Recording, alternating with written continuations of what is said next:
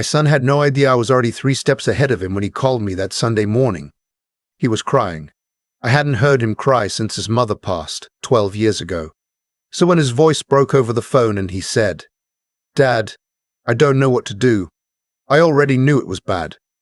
I told him to stay where he was. I got in my truck and drove 40 minutes to his neighborhood in Naperville, and when I turned onto his street, I saw him sitting on the curb in front of the house his father-in-law had bought, technically in my daughter-in-law's name, which I had warned him about 3 years ago, and which he had laughed off because he was in love. He was sitting there with my granddaughter in his lap.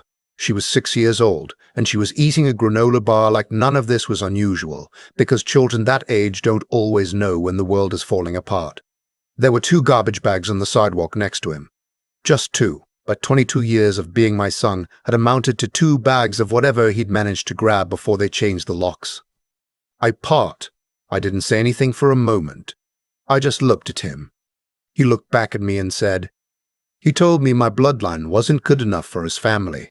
Those exact words, Dad. My bloodline. I nodded slowly. I said, "Get in the truck." What my son didn't know, what nobody knew except me and my attorney, was that I'd been waiting for something like this for 14 months. Not hoping for it. Waiting for it, the way you wait for a storm you saw building on the horizon a long time ago. His name was Raymond, my daughter-in-law's father. He was a commercial real estate developer out of the western suburbs, one of those men who had made enough money in his 50s that he'd started to believe the money was a reflection of his character rather than his luck. He drove a car that cost more than most people's houses. He referred to my son, an emergency room physician, as the help my daughter married. He said it once at a Christmas dinner, laughing, and looked at me across the table to see if I'd react. I didn't. I picked up my fork and ate my green beans. I have always been a patient man. I spent 31 years as a civil engineer for the state of Illinois. Patience is not a virtue in that work. It is a job requirement. My son's name is Patrick. He met his wife at a fundraiser for a children's hospital, which tells you something about who he was then, the kind of young man who attended charity events on Friday nights because he believed in things.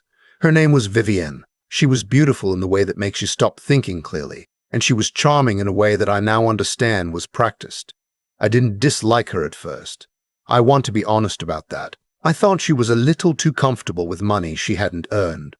A little too quick to mention her father's name in conversations where it didn't belong.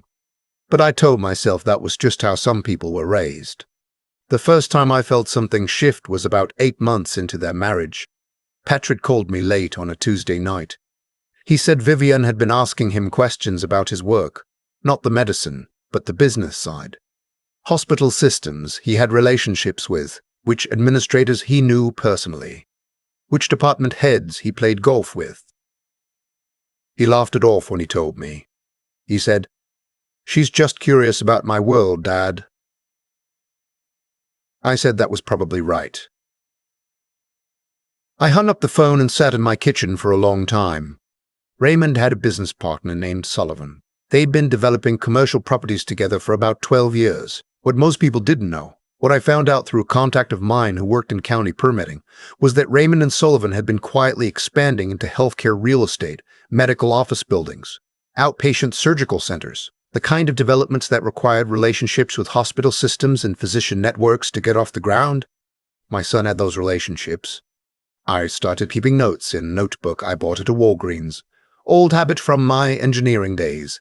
Dates, conversations, anything that seemed like it didn't belong. I didn't tell Patrick. I didn't want him to feel watched, and I didn't want him to dismiss what I was seeing. He was in love. People in love have a particular kind of blindness that you cannot argue them out of.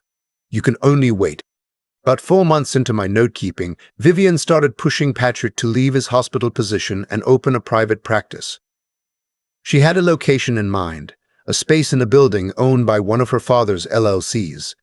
She had a business plan printed and bound. She had projections. Patrick showed me the folder with this expression on his face like he thought this was romantic, his wife planning their future. I flipped through it slowly. I asked him who had put the financials together. He didn't know. He said Vivienne had handled it.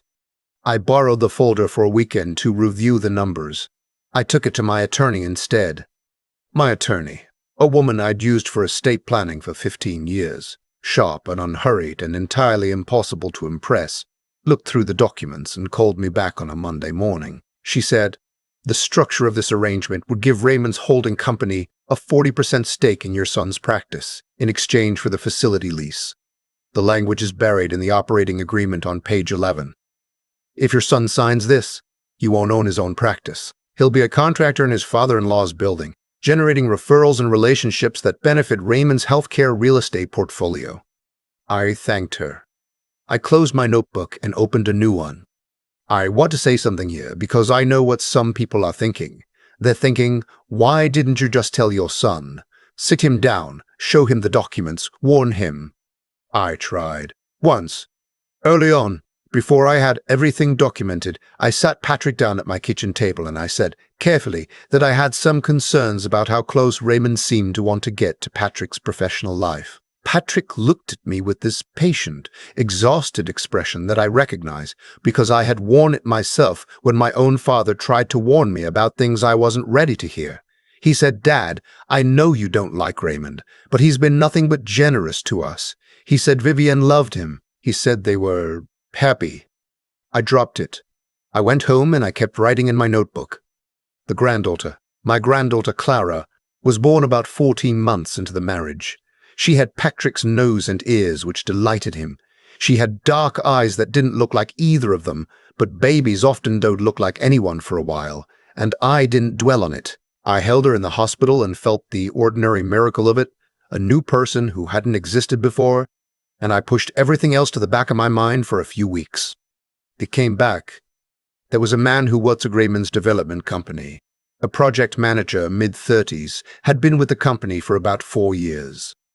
I'm going to call him by his first name only, Victor, because what happened to him wasn't entirely his fault, and he has a family. I learned about Victor from a woman at my church whose daughter worked in the same office. The information wasn't dramatic. It was just a name, and the fact that he and Vivian had known each other before she met Patrick, and that they had lunch together regularly, which people in the office had noticed. I wrote the name in my notebook. I didn't hire anyone to follow anyone. I want to be clear about that. What I did was methodical and legal, and the kind of thing that takes patience rather than money. I requested public records. I reviewed property filings. I had my attorney pull the LLC documents associated with Raymond's healthcare ventures, and I waited. Patrick came to me about 6 months before that Sunday morning on the curb. He was quieter than usual. He said things at home were strained. Vivian seemed distant. He thought maybe it was stress. She'd gone back to work part-time for her father's company, and she was tired. He said, "Do you think I'm doing something wrong, Dad?" I told him he was a good man and a good father. That wasn't a deflection. It was the truth. 3 weeks later, my attorney called me with something that changed the shape of everything.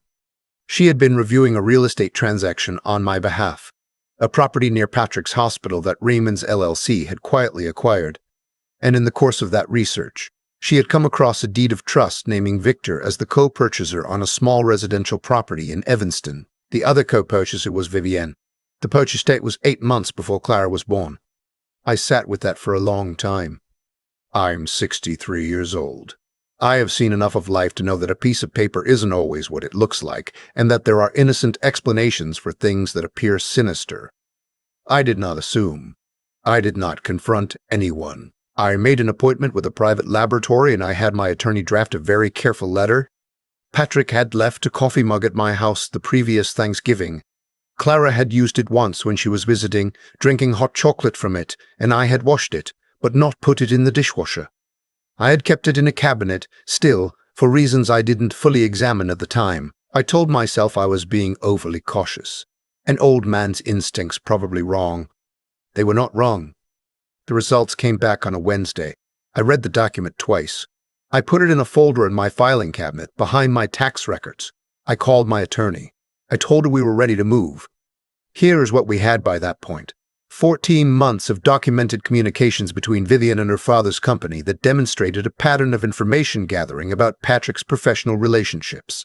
A private practice operating agreement that would have effectively made Patrick an asset in Raymond's healthcare real estate portfolio. 2 property records establishing a prior financial relationship between Vivienne and Victor, a paternity result, and a prenuptial agreement that Patrick had signed before the marriage, pushed by Raymond's attorneys, and which Patrick had reviewed only briefly, that contained a clause transferring any jointly held assets to Vivienne in the event of a voluntary separation initiated by the husband. In other words, if Patrick ever left or was pushed to leave, he would lose the house, the joint accounts, and potentially face an argument about his involvement in the private practice he'd been maneuvered into nearly starting. Raymond had been building a box around my son for 3 years. I spent one Sunday afternoon going through the entire file with my attorney. She looked at me at the end and said, "You've been carrying this alone for over a year." I said yes. She said, "Why?" I said, "Because Patrick needed to live his life, and because I needed to be certain before I took anything apart." She nodded. She understood that. She has children, too. We filed the first documents on a Thursday. The following Monday, Raymond received formal notice from the Illinois Attorney General's office, a referral my attorney had arranged through proper channels, regarding the operating agreement that had been prepared for Patrick's proposed private practice. The structuring of that agreement, it turned out, raised questions under state law governing medical practice ownership by non-physicians. Raymond hadn't anticipated that anyone would look at it that way. He thought he was dealing with a doctor who was too busy and too trusting to read page 11. On Tuesday, Vivienne's attorney contacted Patrick's attorney. Patrick now had an attorney because I had insisted, and began making overtures about an amicable separation. Vivienne, it seemed, was suddenly very interested in moving quickly. On Wednesday, Raymond called me directly. I hadn't spoken to him in 4 months. His voice had lost its usual confidence. He said he thought there might be some misunderstanding. He said he hoped we could talk man to man. I said I didn't think there was any misunderstanding, and that anything he wanted to discuss should go through my attorney. I hung up. I poured a cup of coffee and stood at my kitchen window and watched the oak tree in my backyard for a while. It was October. The leaves were turning. Patrick came to my house that evening.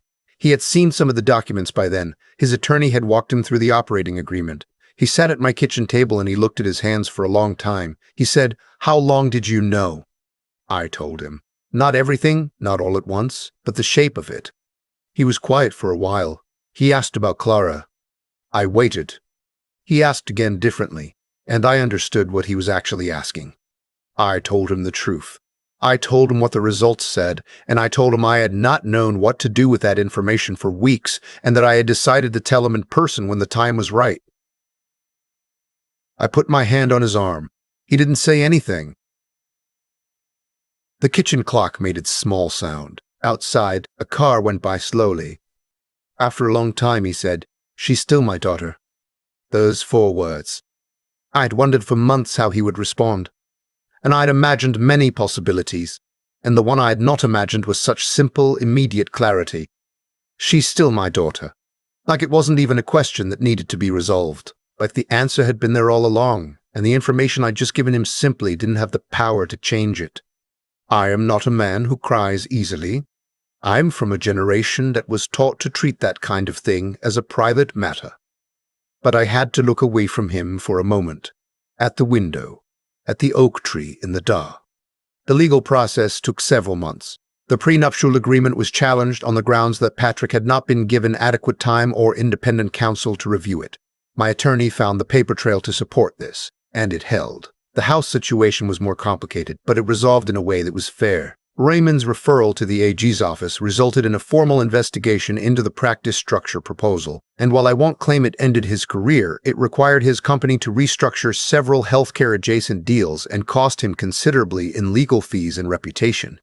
Vivienne moved back to her father's house initially. She and Patrick are navigating a custody arrangement now, through their attorneys. She has been, from what Patrick tells me, more cooperative than any of us expected. I don't know what Raymond said to her after everything came out. I don't particularly need to know. Clara still comes to my house on Saturday mornings when Patrick brings her. She has figured out how to climb the 2 steps onto my porch without holding the railing, which she is very proud of. She drinks hot chocolate, and she tells me things about her kindergarten class, with the particular urgency children have when they're convinced you don't already know everything. I listened to every word. There is something I have thought about since all of this happened. Something I have turned over in my mind the way you turn a stone. Patrick's biological connection to Clara was, in the end, beside every point. He sat on a curb with her in his lap while his world came apart, and the first thing he thought about was that she was still his. A man who can do that, who can receive that kind of blow and still put someone else first, is not a man who needs anyone's bloodline to validate him. Raymond was wrong about that. He was wrong about most things, but he was especially wrong about that. I think about my wife sometimes when I think about this. She passed when Patrick was 31 too soon, and she never met Vivian, never held Clara. I think she would have known. She always read people faster than I did. She would have sat across a dinner table from Vivian once and called me that night with a 3-word verdict that would have taken me 14 months of notebooks and attorney meetings to arrive at on my own. I did the best I could without her. I think it was enough. Clara asked me last Saturday where her grandfather's big house was. She has 2 grandfathers and she was sorting us out, which is a thing children do. I told her she meant Raymond, and she nodded. I said he lived in a big house on the other side of town. She considered this for a moment with the seriousness that 6-year-olds bring to geography. Then she said, "I like your house better. You have the porch." I do have the porch. I built it myself 20 years ago, out of cedar and patience. Some things you build because they last. I keep a composition notebook on my desk, not the one from those 14 months. That one is in a filing cabinet, behind my tax records, where it belongs. This is a new one, mostly empty. I bought it out of habit more than necessity. People ask me sometimes, when I tell pieces of this story, why I didn't move faster, why I sat on what I knew for so long. A few people have said, gently, that I could have spared Patrick months of pain if I had just laid everything on the table sooner. Maybe. I've thought about that. I've turned it over the way you turn something over, when you're not sure if you're rationalizing or reasoning. What I keep coming back to is this. Raymond built his whole strategy on the assumption that the people around him were either too trusting to look closely or too impulsive to be careful. He counted on Patrick being in love and distracted. He counted on me being a retired civil engineer from the suburbs with no particular sophistication about business structures. He counted on the fact that most people, when they sense something is wrong, either ignore it or react emotionally, and both of those responses he could manage. What he didn't count on was patience. Not the passive kind, not waiting because you don't know what else to do. The active kind, the kind where you watch and you document and you make sure that when you move once and you move completely. I learned that from 31 years of building things that had to hold. A bridge doesn't care about your intentions. It holds the weight or it doesn't, and the difference is always in the work you did before anyone was watching. Raymond thought he understood power. He had the house, the company, the attorneys on retainer, the confidence of a man who had never been seriously challenged. But the kind of power he had was loud. It announced itself. It expected deference. It leaned on intimidation. That kind of power has a weakness. It doesn't know how to respond to someone who simply refuses to be intimidated and refuses to hurry. I think about what Patrick said when I told him about Clara. She's still my daughter. 4 words. No hesitation. No performance. Just the plain truth of who he was. That moment, that quiet, immediate clarity, was worth every month of notebooks and attorney calls and patience, because it told me something I suspected but needed to see confirmed, that my son was a better man than the circumstances around him had tried to make him. That's what I hope people take from this, if they take anything, not the legal strategy, not the satisfaction of watching a certain kind of arrogance get dismantled. Though I won't pretend that part wasn't satisfying. What I hope people see is that doing right by someone you love is rarely a single dramatic moment. It's a long accumulation of small, honest choices. Choosing to pay attention when it would be easier to look away. Choosing to be careful when your instincts are telling you to act. Choosing when everything comes apart to say the true thing rather than the convenient thing. Patrick didn't learn to be that man in a crisis. He already was that man. Vivian's choices and Raymond's scheming and 14 months of legal maneuvering couldn't change the fundamental shape of who he is. And Clara, sitting on my porch on Saturday mornings drinking hot chocolate and telling me things about kindergarten. She is being raised by a man who chose her without hesitation. That's not luck. That's character, built quietly over a lifetime, proven when it counts. Some things hold the weight, some things don't. The difference is always in the work nobody saw.